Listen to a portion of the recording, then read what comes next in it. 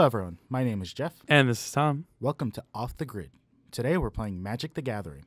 This is episode 4. So today I'm playing my lifelink deck. It's an Orzhov deck with the goal of gaining as much life as possible and playing Felidar Sovereign and win the game with 40 or more life.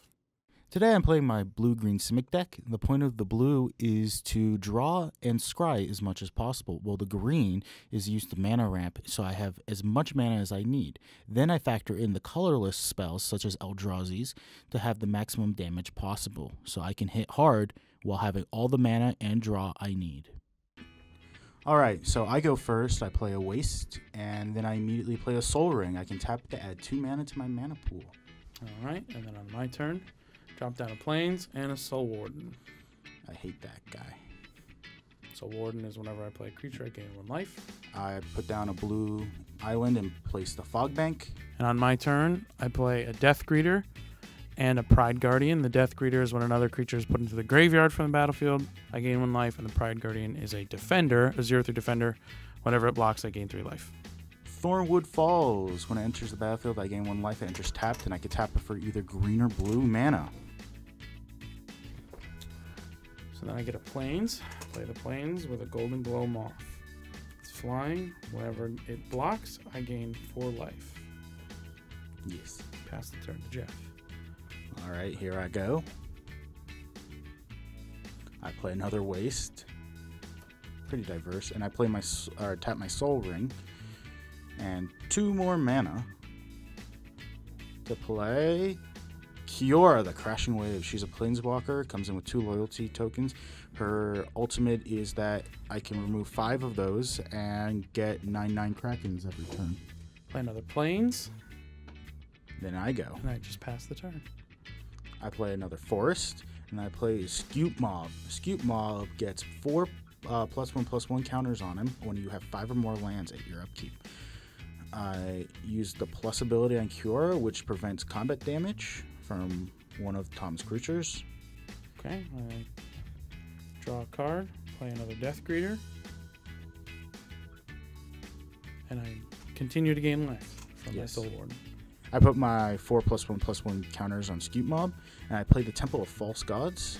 Temple of False Gods, tap to add 2 mana to your mana pool only if you control 5 or more lands. And I also play Seer's Lantern. Tap to add a colorless mana to my mana pool, or tap and pay 2 to scry. So I draw, and I pass the turn. Yes. Up Kiora again, I choose the Death Greeter to prevent damage, and I play Kalani Garden. When it enters, I get a 0/1 plant token to go on the battlefield just as a defender. And I then gain 1 life. Because of the plant token coming in. Correct. So I draw and play another Swamp. Sanguine Bond. Whenever I gain life, the target opponent loses that much life. I'm counting mana, and I put a card to the side. A card we will not see for quite a while.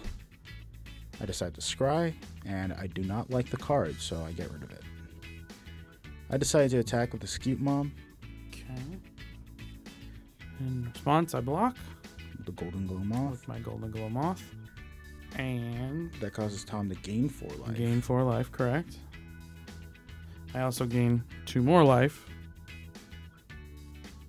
And then I lose a bunch of life. Basically, it's a gain 6 and a lose 6. Gain 6 for me, lose 6 for Geoff. My 2 Death Greeters, and then Sanguine Bond. I use the emblem on Kiora, which lets me put a 9/9 Kraken at the end of the turn at my end step. And I played a Reefworm, which is an interesting creature. It's a 0/1, and whenever it dies, it becomes a 3/3, then a 6/6, then a 9/9. And I tap the scry. All right, moving on to my turn. Here comes in the Kraken, which causes Tom to gain a life, and I lose 2. I play an Orzhov Guildgate. And just a battlefield tap, basically can put a swamp or a plains, and I pass the turn. I tap a green, and I play the Soul Ring to play Unstable Obelisk. I could tap it to add 1 mana to my mana pool, or I could tap 7, tap it, and destroy target permanent while sacrificing it. Which you destroyed my Sanguine Bond. Yes, the thing's dangerous. Very much so. And then I nullify one of your Death Greeters for the turn using Cura's +1. And I decide to attack with Reform and the Kraken. But at this point, I decide we had a little bit of a debate whether or not a 0/1 could attack. So I untap the Reform. I did do research, and you can attack with a 0-powered creature. Tom. Block the Kraken. Yep, and another Kraken comes in. Currently, it looks like I have the upper hand with bigger creatures on the field, and Tom only has 3. Yeah, a lot more creatures, where mine are quite small. Yes. And I pass the turn. Yeah. It's not looking good for me at this point. I'm tapping a bunch of mana to play Urban Evolution. Draw 3 cards. You may pay an additional land this turn. It's a really nice card to have in any Simic deck. And then I immediately play Rogue's Passage. Tap to add 1 colorless to my mana pool, or pay 4 and tap and make a creature unblockable during the turn. Alright, and then I play Hadron Archive. Tap to add 2 mana to my mana pool, or pay 2 to sacrifice it to draw cards. It's just a nice mana stone to have. Decide to play Exquisite Blood. Whenever an opponent loses life, you gain that much life. I use Cura's negative ability, which lets me, I believe, scry or draw a card. I believe it's draw a card, and I may play an additional land this turn. I tapped a bunch of land and made Scute Mob unblockable this turn using Rogue's Passage. And I'm also sacking the Hadron Archive to draw cards. I play Aether Gale, return 6 non-land permanents to their owner's hand. I return Reform, and I choose a bunch of Tom's cards. Choose all of my cards. All your non-lands. Pretty much all of my cards. And I'm attacking with the Kraken, 2 of my Krakens in Scute Mob. But I counter with Comeuppance. Prevent all damage that will be dealt to you and planeswalkers you control this turn.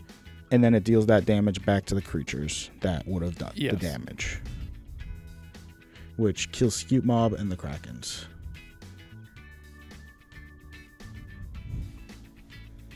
So I saved myself for at least a turn.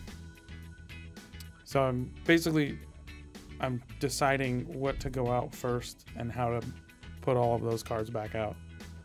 So I first start with the Soul Warden. So my Pride Guardian Defender comes out. Whenever it blocks, I gain 3 life. One of my Death Greeters comes out. And then the Rune Tail Kitsune Ascendant. Whenever you have 30 life, flip this card. And it becomes an enchantment. That prevents all damage to your creatures. I use Cura's ability to draw, and I attack with a Kraken. And I make it unblockable using Rogue's Passage. And he takes the damage. At least now I'm whittling down his health a little bit. But I up Cura to stop Death Greeter, just to up him. And I bring out Ulamog's Crusher. He's an 8/8 Annihilator 2. Annihilator 2 is whenever this creature attacks, opponent must sacrifice 2 permanents, anything on the field. Well, since it's a creature, I gain 2 life. And then on my turn, Yes. I draw Felidar Sovereign. Vigilance lifelink. At the beginning of your upkeep, if you have 40 or more life, you win the game. And I play another Urban Evolution. Draw 3 cards, you may play an additional land. And in comes Lumbering Falls. I can tap it to add mana, or I can create a elemental creature with it, I believe. And I also bring out Sapphire Medallion. Blue spells you cast cost 1 less. And I make Ulamog's Crusher unblockable this turn and go in for a strike. The first Tom must get rid of 2 creatures. Or 2 permanents in general. So I decided to take out my Pride Guardian, which gives me 1 life. And 1 of your lands. And 1 of my lands. I then use an Awe Strike to prevent all damage Yes. from a target creature.